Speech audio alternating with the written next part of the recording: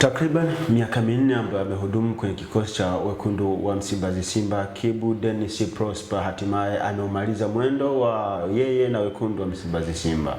Anaelekea wapi? Taarifa zinaeleza anaelekea huko nchini Libya.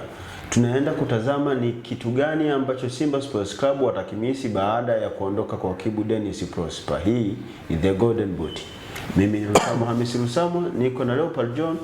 Tunaenda kuangalia ni kitu gani haswa wekundu wa Msimbazi Simba watakimisi na probably ni kitu gani Kibu Denis Prosper atakimisi kwa yeye kuondoka ndani ya wekundu wa Msimbazi Simba. Leopard. Kibu Denis alipewa jina la mkandaji baada ya kuwaokoa Simba walifungwa mfululu na Yanga, akaja akawaokoa wakashinda kwenye ile game ambayo alipiga bonge moja la dongo akawafunga Young Africans bao la pili, Simba kashinda 2-2.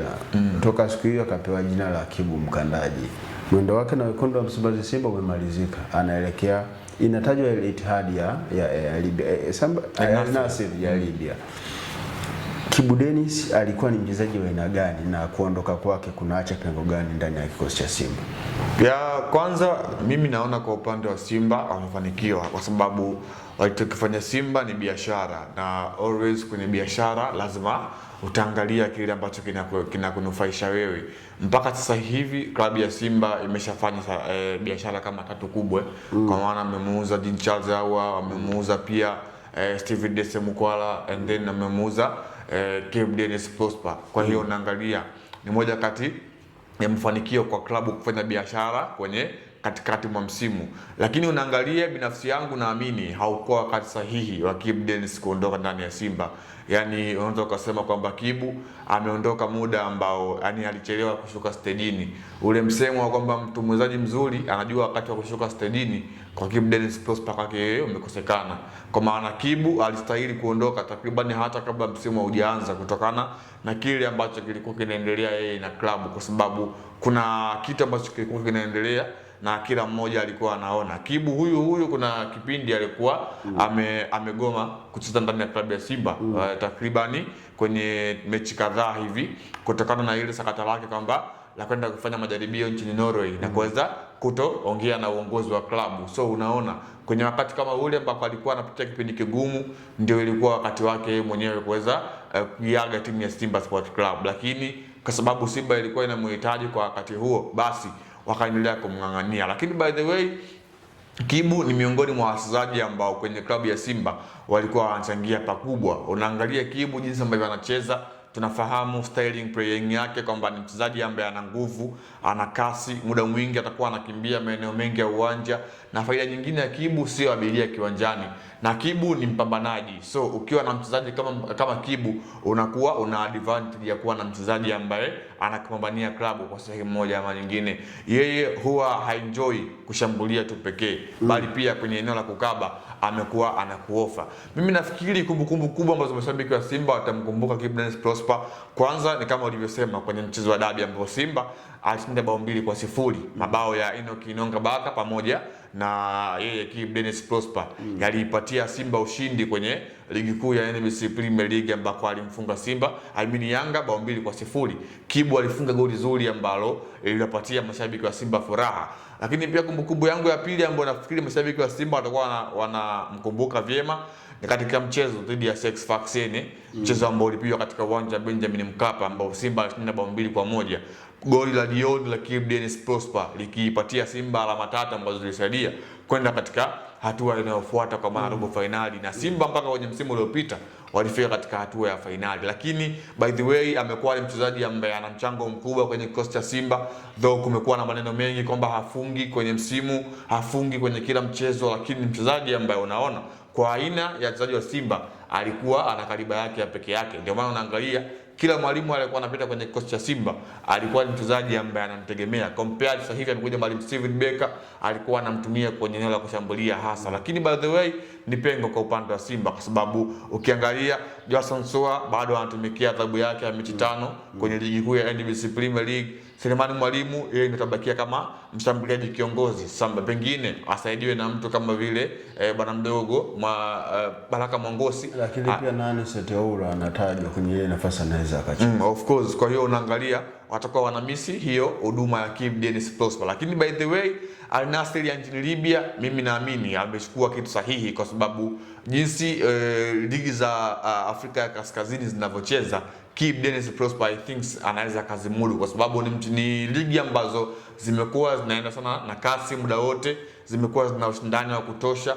Kwa hiyo kwa mchezaji kama Kibu ambaye yeye mwenyewe anajitahidi zake binafsi, inaweza ikamtengenezea picha nzuri, lakini pia ni faida kwa taifa, kwa maana tunapata ushindani wa players wetu kwenye ligi mbalimbali, kwa sababu hata pia kwenye national team level tutakuwa tunanufaika na wepo wa Kibu Denis Prosper. Ukimsikiliza kwenye mazungumzo yake ya kuaga wachezaji wenzake, amesema anahitaji watu wamwombee kwa sababu anaenda kuanza maisha mapya, lakini pia anaondoka akijua Simba ni nyumbani. Hakuna anayejua, anaweza akarejea.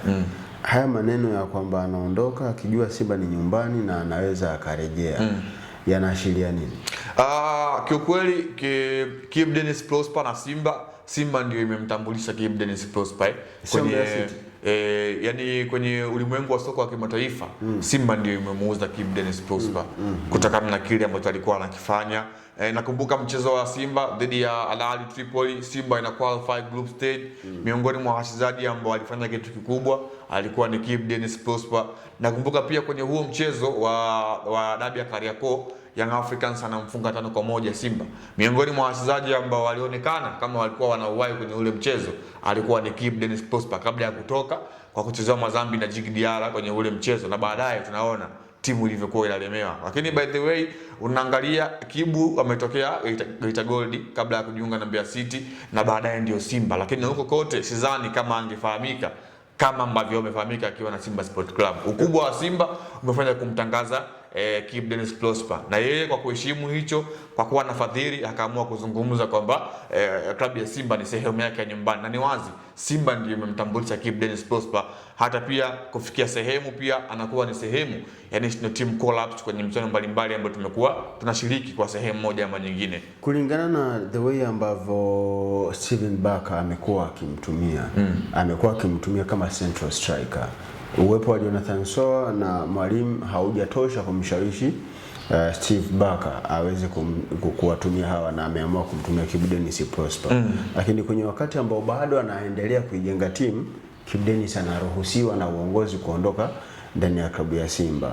Simba viongozi wamefikiria nini kwenye nyakati ambazo Mwalimu anahisi ndio mchezaji ambaye anaweza akazungukwa kama mshambuliaji, wao wanamruhusu aondoke? Wanamtengenezea kitu gani Steve Barker? Hapo ni issue ya mchezaji mwenyewe na wakala wake, and then pia ni klabu yenyewe, aina ya ofa ambayo imeletwa na wameichukulia kwa mlengo gani, kwa sababu ukiangalia inasemekana Kibu Denis Prosper ameuzwa zaidi ya milioni 700.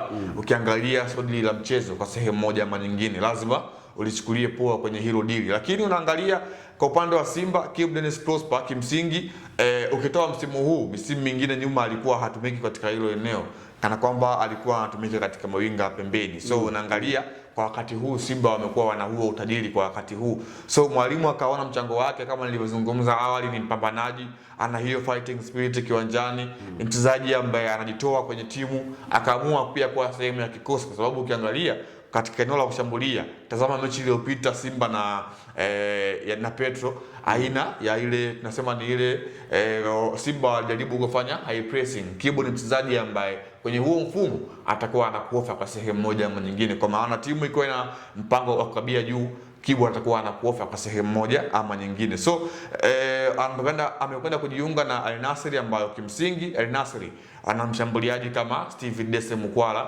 ambaye yupo kwenye hiko kikosi, lakini bado wana mtu kama vile Mahamudu Kaharaba. Unaangalia kwenye hilo la kushambulia watakuwa wana hiyo faida. So Kibu Denis Prosper pengine tumtegemee kumuona zaidi katika akitokea pembeni kuliko kwenye hilo eneo, kwa sababu katika hilo la kushambulia Al Nassr ya nchini Libya imekuwa ina huo utajiri ya kuwa na washambuliaji ambao ni bora na hatari barani Afrika. Moja kati ya vitu ambavyo vinaenda kutokea kwenye kikosi cha wekundu wa Msimbazi Simba ni kuikosa ile energy aliyokuwa nayo Kibu Denis Prosper, hasa kwenye games kubwa ambazo zilikuwa zinahitaji wachezaji almost wote wa Simba Sports Club waweze kukava eneo kubwa la uwanja kwa kufanya marking au pressing. Mimi ni Usama Usama, nilikuwa na Leopard John, kamera operator Yusuf Ramadhani Mpuma. Hii ni The Golden Boot.